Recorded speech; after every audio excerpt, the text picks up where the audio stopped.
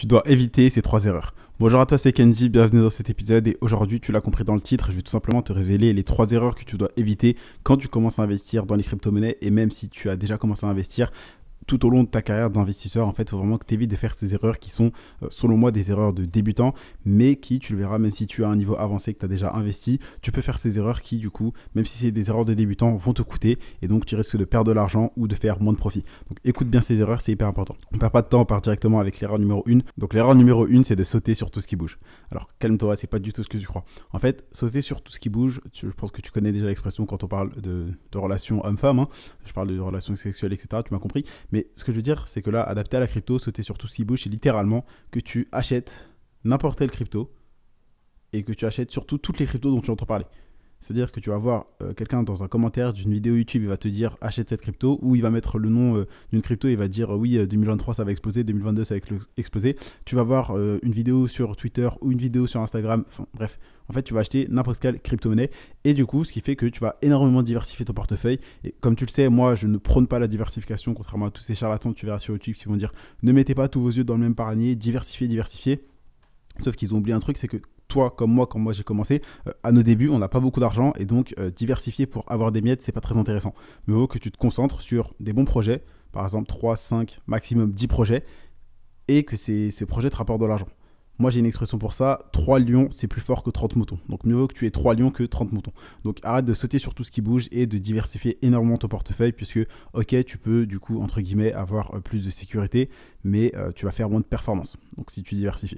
Alors que si tu te concentres sur vraiment, par exemple, 3, 5, 10 bons projets, eh ben, mais vraiment des bons projets. Donc, je t'ai fait un épisode hier où je te dévoile comment, justement, trouver des crypto-monnaies à fort potentiel. Bah, si tu te concentres sur avoir, par exemple, 3 lions, c'est mieux que d'avoir 30 moutons. C'est beaucoup plus puissant, tu feras beaucoup plus de performance. Et donc, en fait, tout simplement, quand tes 3 crypto-monnaies, par exemple, elles font plus de 25%, bah, c'est mieux que d'avoir 10 crypto-monnaies qui vont faire, par exemple, 5%, une qui va faire 8%, une qui va faire moins 2%, une qui va faire plus 25%, etc. etc.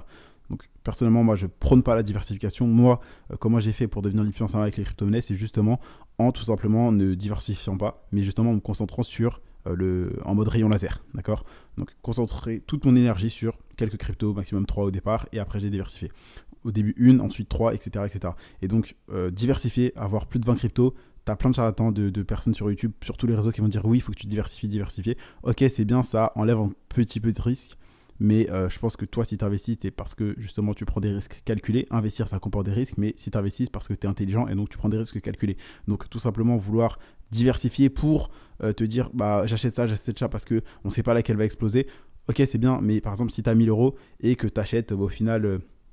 plus de 50 cryptos, tu mets 50 euros sur chaque crypto, ce qui fait que tu as 20 crypto-monnaies et donc tu as 50 euros ici, 50 euros ici, 50 euros ici, bref, tu m'as compris, tu as 20 fois 50 euros. Alors que si tu as 1000 euros et par exemple tu divises en 3, bah, ça te fait 333 euros sur 3 cryptos par exemple, ou que tu divises par 5, ça te fait 200 euros par crypto. Et si chaque crypto elle fait 10%, bah, tu prends 20 euros par exemple. Tu vois, si tu as 5 cryptos à 200 euros et que bah, ces 5 cryptos elles prennent plus 10%, donc 10% de 200 c'est 20 euros, donc tu vas prendre 20 euros, tu vois. Et donc c'est mieux de concentrer sur des choses solides plutôt que de diversifier pour avoir des miettes. Personnellement, c'est ma philosophie et donc c'est pour ça que moi je considère que ça c'est une erreur puisque moi, contrairement à tous les gens qui vont te raconter des histoires, par exemple, oui, j'ai toujours voulu devenir entrepreneur ou investisseur depuis que j'étais tout petit à l'école parce que mon prof m'avait dit ça, ma mère m'avait dit qu'est-ce que tu veux faire plus tard. Bref, tu vois, tous ceux qui te racontent du bullshit, qui disent oui, bah, j'ai fait telle somme d'argent, je suis devenu libre financièrement avec les cryptos. C'est faux, tu le sais très bien, ils sont devenus libres financièrement avec autre chose que la crypto. C'est parce qu'ils ont vendu des produits, vendu n'importe quoi et après ils ont investi de l'argent en crypto et donc ils disent bah regarde, j'ai tel résultat en crypto, donc tu peux le faire, tu peux devenir libre financièrement avec toi aussi, super. Mais non, ok, tout cela c'est des menteurs. Moi, tu le sais, donc j'étais au McDo quand j'ai commencé à investir et je suis devenu libre financièrement avec les cryptos aussi, d'accord. Il y avait le business qui marchait à côté, mais le plus gros de l'argent que j'ai fait en 2021, c'était notamment les cryptos, d'accord, et principalement les crypto-monnaies, puisque j'ai fait plus de 32 000 euros de bénéfices en 2021. Et donc, pour moi, la concentration, c'est mieux que la diversification. Très simplement, ensuite, ce que je vais dire, c'est que, donc ça va être l'erreur numéro 2, contrôle tes émotions. En fait, ça, c'est une des pires erreurs pour investisseurs ou même dans tes relations humaines, que ce soit au travail, avec relations amoureuses, etc., ou amicales. Contrôle tes émotions, ok. Arrête d'avoir peur. Par exemple, quand tu vois un peu de rouge sur le marché, pendant que tu vois que le marché chute un petit peu, arrête d'avoir peur et dire les cryptos c'est terminé, ça va aller à la cave, ça va plus jamais remonter. Faut pas que tu aies peur, d'accord? Donc faut que tu arrêtes de FUD, donc FUD, Fear, Uncertainty and Doubt. Donc tout simplement, tu as peur, tu commences à douter, donc à être incertain, et à douter et dire ok, peut-être qu'on s'est moqué de moi, peut-être que j'ai pas compris un truc. Non. Annule toutes les émotions. Quand tu investis, fais-le sans émotion, d'accord? Là, si tu veux que je te fasse un petit peu des métaphores un peu sexuelles, ok, arrête de sauter sur tout ce qui bouge et fais-le sans émotion. Aussi simple que ça. Donc ensuite, c'est la suite de la deuxième erreur. Ne fais pas de FOMO. Donc FOMO, c'est le fear of missing out. Donc c'est tout simplement la peur de rater une opportunité. Et donc à l'inverse de vendre quand c'est rouge, par exemple, une erreur de débutant, donc c'est vendre quand c'est rouge, acheter quand c'est vert. Et donc tout simplement, tu vas te dire, oh ça monte, ça a déjà pris 300%, je vais acheter parce que ça va continuer de monter, je ne veux pas rater l'opportunité. Sauf que non, là, Coco, calme-toi, tu recules un petit peu, tu prends du recul, tu attends que ça corrige un petit peu et tu rachètes. Tu ne vas pas acheter par exemple un vêtement si on augmente son prix à 20%. Mais par contre, pendant les soldes d'hiver ou les soldes d'été, là tu y vas. Pourquoi? Parce que justement, les vêtements, ils sont à moins 20%, moins 40%, moins 50%. Et bien pourquoi est-ce que tu fais pas ça avec les crypto-monnaies? Je pense que là tu viens de comprendre un truc. J'espère que ça a vraiment fait une petite explosion dans ta tête, une petite révélation, un petit claque, une étincelle qui t'a illuminé, parce que si tu comprends ça, t'as gagné. Si tu comprends que tu dois acheter en période de solde et que les bonnes affaires, c'est comme dans l'immobilier, les bonnes affaires, tu les fais à l'achat plus qu'à la vente. En fait, si tu achètes en dessous du prix du marché, si tu achètes en dessous de sa valeur, si tu achètes en solde, tu fais déjà une meilleure affaire. Tu rentres déjà parfaitement bien. D'accord? C'est comme si tu es un remplaçant dans un match de foot et tu rentres alors qu'il y a 2-0. Tu sais qu'après, tu es plus libre pour jouer, tu peux tenter des dribbles, sombrero, tu peux faire des bonnes passes, etc., etc. Tu te sentiras plus libéré, plus serein. Alors que si tu rentres et que ton équipe elle est en train de perdre 3-0, tu t'en tires pas bien. Donc pareil, va pas acheter une crypto-monnaie parce qu'elle a fait par exemple plus 200%, plus 500% et te dire elle va continuer de monter to the moon, je vais devenir riche, etc. Non. Si la courbe est verte, ça sert à rien forcément de te jeter dessus parce que tu dis elle va continuer à monter. Ça, c'est le FOMO, Fear of Missing Out, donc ne le fais pas ça. Et si la crypto descend, te dis pas oh non, faut que je vende parce que sinon je vais perdre mon argent. Tu le sais déjà, les crypto-monnaies, c'est qu'une histoire de valeur. Tant que tu ne vends pas, tu ne gagnes pas et tu ne perds pas d'argent. Je te l'ai déjà expliqué. Mais je vais te donner un exemple, en fait, tout simplement, imagine que tu achètes une maison, d'accord? Donc tu l'achètes par exemple à 100 000 euros, et le lendemain il y a un orage, une inondation, et on te dit, monsieur, votre maison ne vaut plus que 80 000 euros. Tu vas pas aller la vendre pour aller déménager. Pareil avec les cryptos, c'est pas parce que ça vaut moins que tu dois les vendre. Donc l'erreur numéro 2, c'est contrôler tes émotions, donc tu fais pas de FUD, donc Fear, Uncertainty and Doubt, donc ne vends pas à perte. Ça c'est la règle, une règle d'or de Warren Buffett. La règle numéro 1, c'est ne perds pas d'argent. Règle numéro 2, c'est se souvenir de la règle numéro 1. Donc tout simplement, sache que si tu vends à perte, tu brises la première règle de Warren Buffett, qui est quand même l'un des meilleurs investisseurs de tous les temps, 6e fortune mondiale. Donc ne vends pas à perte, ça c'est la base. Contrôle tes émotions, c'est-à-dire que quand c'est rouge, ne vends pas, ne panique pas. Et quand ça monte, tu te dis pas ok, faut que j'achète. Parce que pendant que c'était en solde, donc en rouge, donc pendant que la crypto elle était à moins 10, moins 20, moins 5, bref, peu importe, tu voulais pas l'acheter. Et pourtant, quand elle est montée, tu t'es dit tiens, faut que j'achète. Alors peut-être que tu veux jouer le trader et surfer sur la tendance, auquel cas tu peux, c'est à toi de voir en fonction de ton profil d'investisseur. Mais personnellement, quand tu débutes, moi de mon avis, de mon expérience, parce que j'ai quand même 4 ans d'expérience dans la crypto, je pense que tu devrais te placer plus en termes d'investisseur long terme que trader. Parce que quand tu trades, il faut vraiment avoir quand même de l'expérience, savoir gérer ses émotions, son money management, donc gérer son argent, etc. Donc tout simplement, prends plus de recul, contrôle tes émotions, arrête de dire ok ça monte, faut que j'achète, ok ça descend, faut que je vende. Non. On achète dans le rouge et on revend dans le vert. On fait une bonne affaire à l'achat et on en fait une encore meilleure à la vente, tout simplement.